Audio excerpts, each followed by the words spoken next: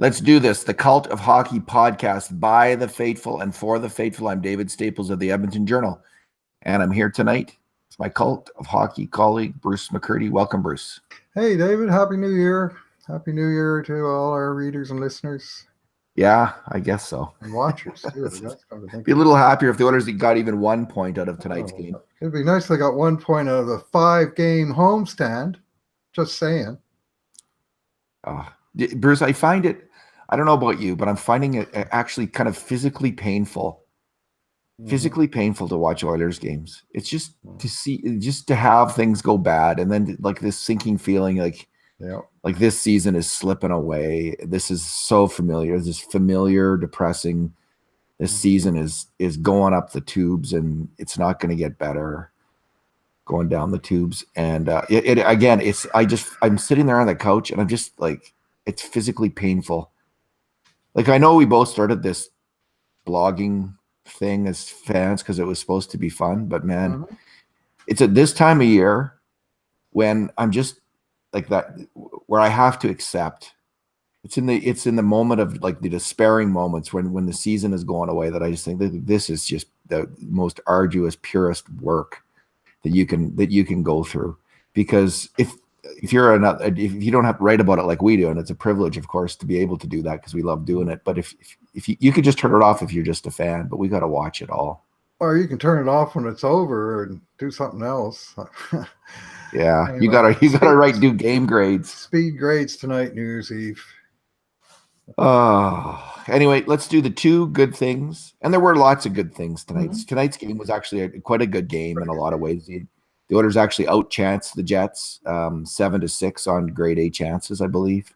If I'm not mistaken. They pulled their goalie, Bruce, and they actually got two damn good chances, and that's so rare. So there are some good things. We're going to do the two good things, two bad things, two numbers, and two trade acquisitions, because we have two trade acquisitions to talk about. Okay. Alex Petrovic and Manning. Brandon. He was the last one. Brandon Manning. Okay. Finally got it right. Okay. What's your good thing, Bruce, from tonight's game? Well, my good thing, I think, is that the Oilers' big three really showed up to play. 2 points apiece. 2 goals for Leon Draisaitl, goal and assist for Ryan Nugent-Hopkins, 2 assists for Connor McDavid, and they were basically front and center in anything good that happened for the Oilers, especially in the attacking end of things. They actually, I thought, outplayed Winnipeg's top players, but it wasn't to be because Winnipeg's depth was far superior to Edmonton's. Yeah, this really, I mean, honestly, as someone who's been kind of on the fence with Shirley, this was the game where I'm thinking, okay, fire the guy. It just showed up the Oilers' lack of depth at forward so dramatically. And it's not like is anyone injured at forward? Chase on. Like, so one of their, but listen, man, this is the gap between the Oilers' best players and worst players is just so incredibly large. And his gamble on Milan Lucic has just been such a cataclysmic, franchise-destroying failure. He needs to be fired. And the sooner the better. Come on, that's how you really feel. That's how I really feel. And I haven't said that before. I've been on the fence and, accepting the fact that he's failed. But I think we have a second opinion. I was hoping to see a second opinion on this roster, Bruce, and we have it now. There's some really good players at the top, but Shirley's done a terrible job filling in around them and at forward, and he's made some terrible bets. And here we have it. Is this your good thing that we're doing right now? For a lot of people, that would be a good thing. What is your good thing, David? Okay, I become, in this dark period for Oiler fans, I have become a huge Caleb Jones fan. And it's just so refreshing to see a defenseman who's smart with the puck. I just love it. It just makes my heart soar like an eagle to see a defenseman who actually has the savvy and the poise to get the puck and not throw the damn thing away. Yeah. And So my good thing is one particular play, and it kicked off. The Jets were up in the third period, 3-2, and it just kicked off the sequence. The puck is shot behind the Oilers' net, and Jones is racing back for it, or he's heading back for it, and so is a Winnipeg player. And the typical Oilers defenseman would have rushed in and tried to force it past the Winnipeg player, and the Winnipeg player would have got the puck and kept it in, or he would have just rimmed it around the boards, and it would have been kept in. But Jones rushed in there very quickly, and he quickly turned on a dime, reversed the puck over to Larson, and it was out. And it was just such a smart, quick. He realized he had the time to make the play, and he made the play. And it was just a smart passing play. And the Oilers stands out, doesn't it? Unfortunately, it does. And I think he's actually, again, part of the reason that they had a couple chances at the end of the game. Because, and listen, I like Oscar Klefbom a lot, but he's not particularly brilliant in those really tight little moments. I don't think with the puck he's good. But they have so missed Andre Sekera, Bruce, because he was really good at that. He was the guy that you could count on to make that kind of play. And Caleb Jones is the new Andre Sekera right now. That's who he's playing like. He's come in, and he was, I don't know how many minutes he played here tonight, but he was on the top. He's with Adam Larson, so I don't know if they played the most minutes or not. But he played 24 minutes and 3 seconds, second on the team. And he played the last 151, I think it was, when the goalie was out. And he played the entire time because he should be on the top power play. Offensive threats on the blue line. Yeah, and he made a mistake passing the puck out that did lead to a goal against. Although I would say, if I'm going to get to this in a little bit, if someone else had their stick on the ice or was just a little bit faster moving, that might not have been a shot off there. But anyway, I thought Caleb, that play was. That was just a great little play by a player who's really impressing me as an Oilers fan. Yeah, well, he's certainly showing lots of potential. I mean, there are little times where he gets burned, and you can see the lack of experience. But I've also seen enough growth from the guy, even in the short time, that I think experience will take him quite a long way. I'm already very hopeful that this is an actual NHL player that has a career in front of him.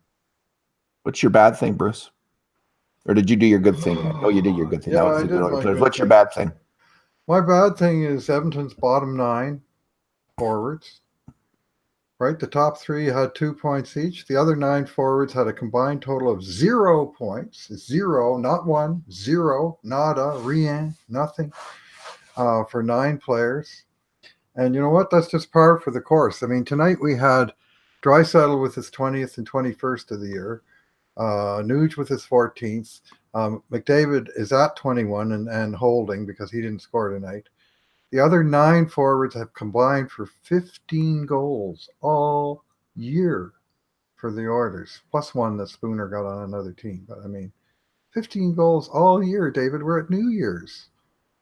And you got nine forwards on the ice, and they're averaging less than 2 goals a man, and nobody has more than 3. I mean, I'd like to say that there was, whittle that number down from 9, and I would say that both Ratty and Puljujärvi had their moments. Some guys had their moments, but they could never cash, and they can't ever cash, and they can never cash. And it's just so frustrating. I mean, the big 3. I mean, they must be wondering, what the hell do we have to do? And the other teams, Winnipeg's 3rd line got a goal, and their 4th line got 2 goals. And Edmonton's bottom 9 got nothing, and they lost 4-3. So and Yamamoto, he gets called up, and there's hope that he's an offensive player. He's hurt right away. Mm-hmm. All right. So that's my bad thing. That's your bad thing. I covered the 12 forwards now. Okay, here's my bad thing, Bruce. And the Oilers really played a great first period of hitch hockey, which is kind of a low event game. They outchanced the Winnipeg Jets 2-0. The Jets were flat, but give credit to the Oilers. They were playing smart defensive hockey, kind of hemming them in and having a few moments on the attack. Then about 5 minutes into the second period, Matt Benning twice, Bruce. Twice. He has the puck first in the neutral zone. All he has to do is put it over to Manning on the other side. It's wide open. Or he can shoot the puck in. He can dump the puck in, and when he shoots it up the board, it's picked off. Bounces back to him. He gets another chance. This time he's in his own blue line. Again, he could have put it over to Manning. And again, it got picked off again. And this is the story of Matt Benning right now. And the puck goes to the point, and there's a screenshot that goes in the net. Manning was completely screening the goalie. The Winnipeg player was there as well. I don't know if to blame Koskinen on that one or not. I mean, it got tipped. The goal was credited to Tanev, who was Manning's. Oh, did it get tipped? Oh, and did Tanev and Manning completely screened Koskinen, but Tanev got the tip. Yeah, you could hear it, and they credited the goal. Okay. To I'm an old goalie. I listen to the puck, and sometimes it gets loose. Yeah.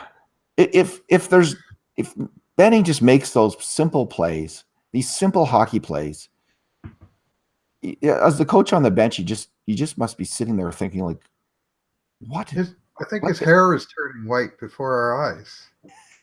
I think he was a complete like jet black hair Hitchcock when he got to Edmonton, as I recall.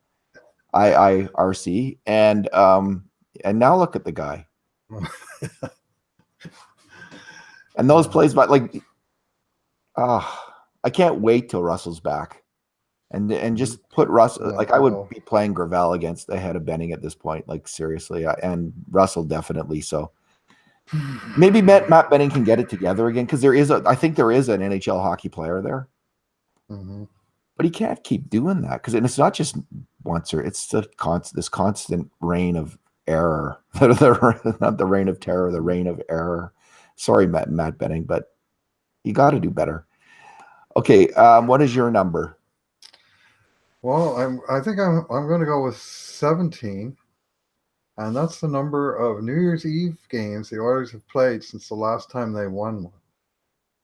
0 wins, 13 regulation losses, 3 Bettman-style losses in the Bettman point era, and 1 tie. They did get a tie in there a number of years ago, obviously.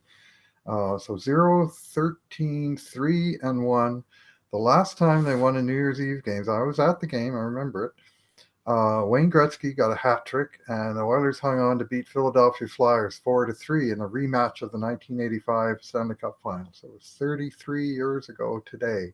Since then, 17 New Year's Eve games, 0 joy.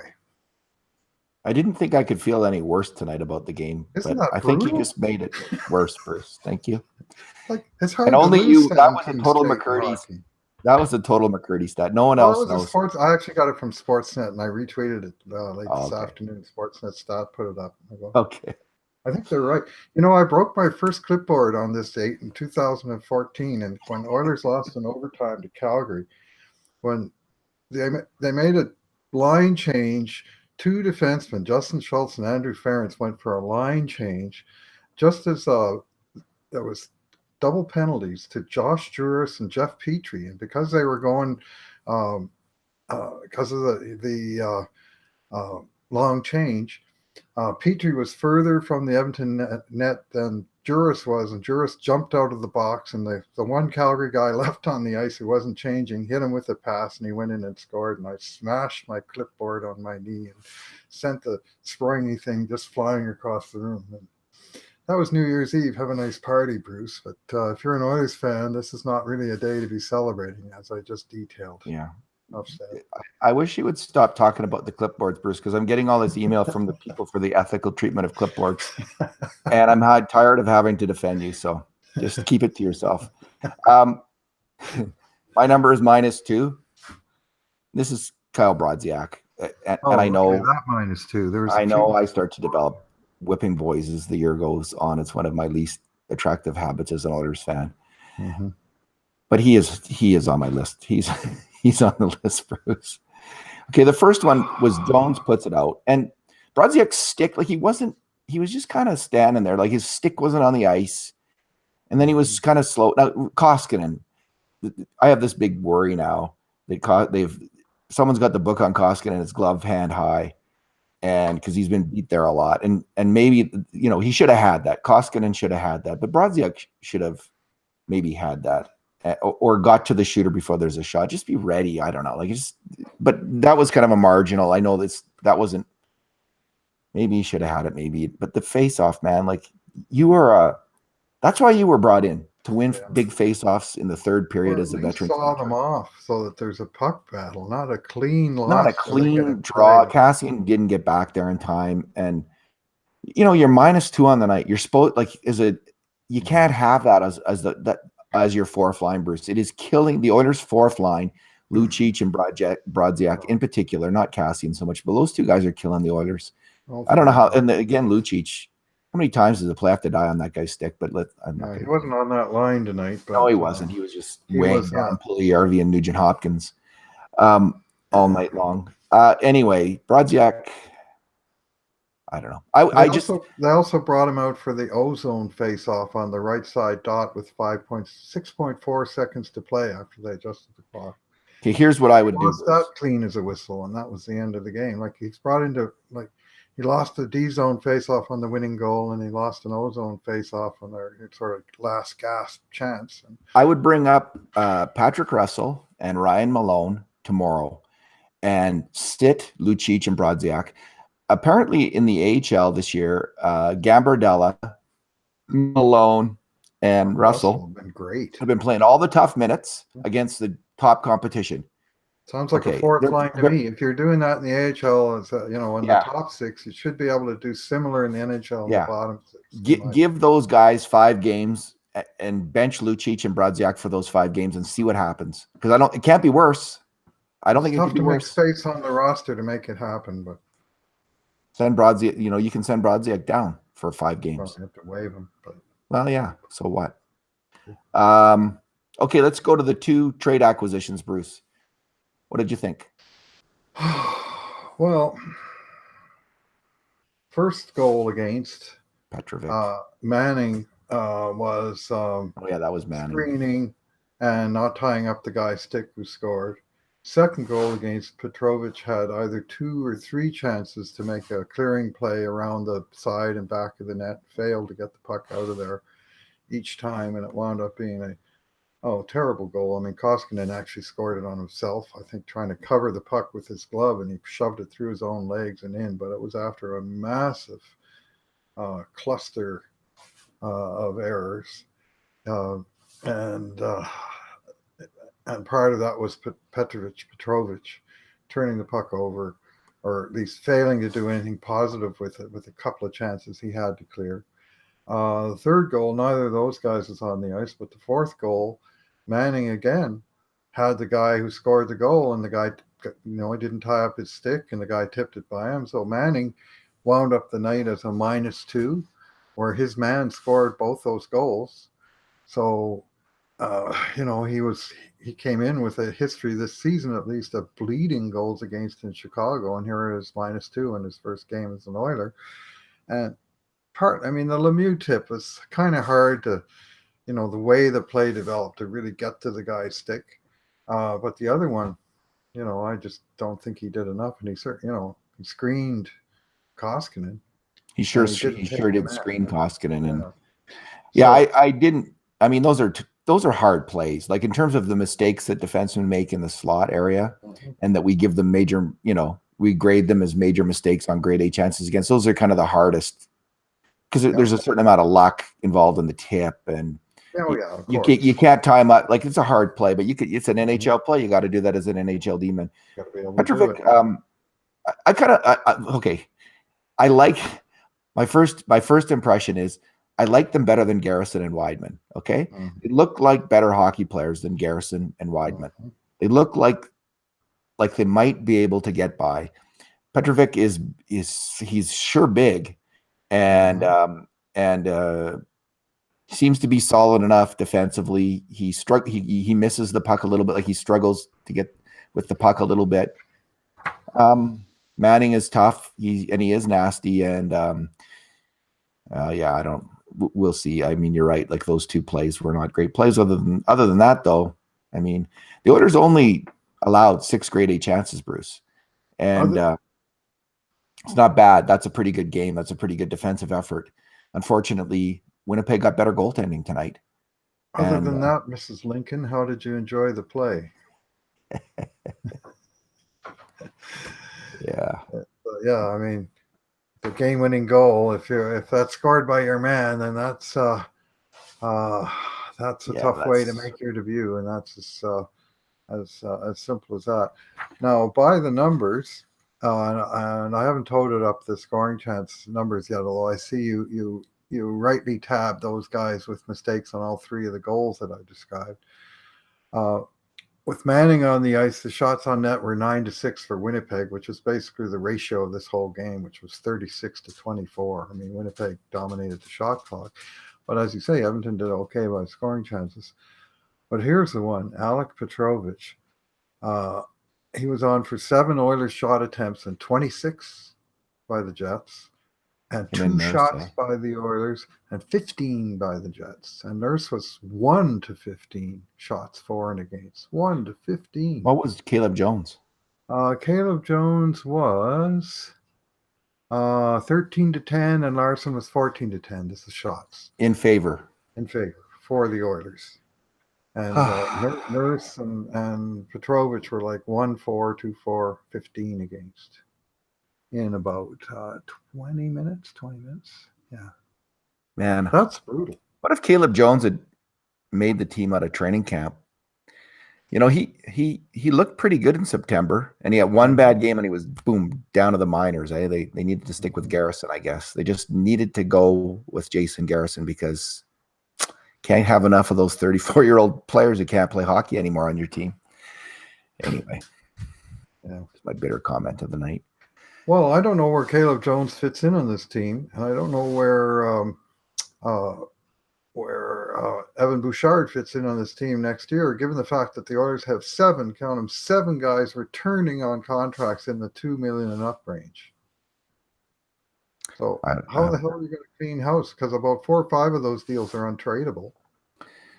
And I wonder if Sucker is still in the NHL. You're not going to want to trade, obviously, Clefbaum, but there's just so much. Benning is movable, Bruce, and he will be moved. Probably, yeah. And I think he's one that's probably going to get moved. I agree with that. But so. Still, I don't think it's an intract. Like this isn't an intract. They will find room for both those players, and they'll both be on the team next year. I think. Anyway, there's this huge logjam of actual contracts with responsibilities next year and beyond. That's it's going to be a big headache for Chiarelli, and he just added to that by adding another one yesterday in Brandon Manning.